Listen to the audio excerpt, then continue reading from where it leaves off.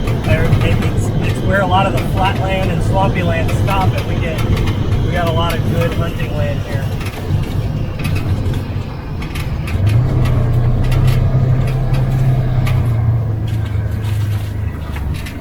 So all of this is cut down to the ground normally after we bush hog. This is a big plot. We call this Big Field. And here in Big Field, we have options for shooting. We have a stand here that's still usable. That one's still good because it's metal. It's all metal. There's no wood in that stand.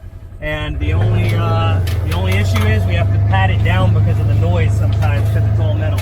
Our feeder is right over here. You can see the top of it, but we have so much overgrowth where these plots will grow up as tall as me easily.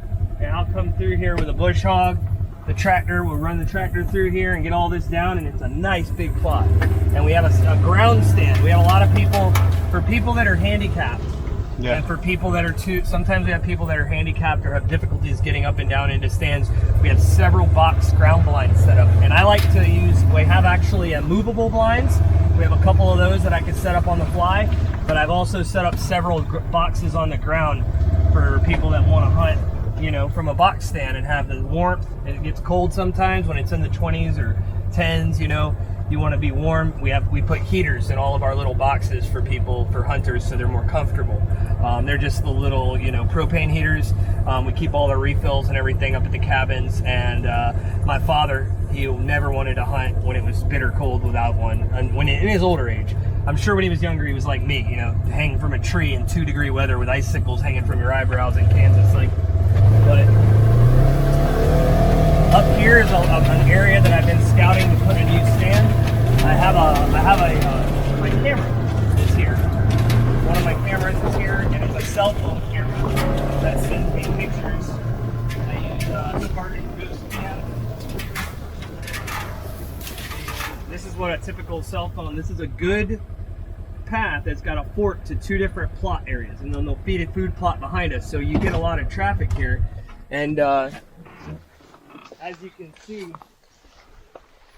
right now, as we speak, this camera right here just sent me a notice that me and Sergio are in front of it. That this camera, this is our cell phone trail cams, and Spartan Ghost Cam. This one I haven't had to change the batteries on in like a year, and that's awesome. And whoa. See, it's sending me photos received from Whaley's Fork at 13:51, which is, you know, I still have it on Tampa time, even though we're out in Alabama. But there's a picture of us right now, just pulling up. Oh wow, so clear too. Yep. And it sends really nice, clear, real-time pictures, so we know what's going on the property. I've seen everything from hogs, coyotes, to the animals, to people. I've seen surveyors walking some of my lease lands, things like that. Not any poachers yet, but we've had them before that got on camera.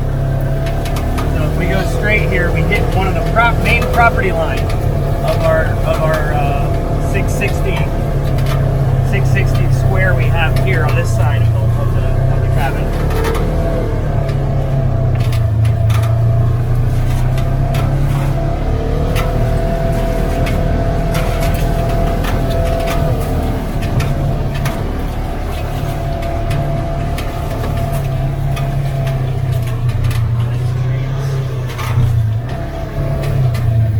Nice pine growing up in here. They keep growing. That we've cut them back here and there. We get rid of the trees to manage the land, to manage the undergrowth in stages. We'll get rid of about a third of the softwoods, not as many of the hardwoods. I like to keep a lot of the hardwoods when we trim these trees out.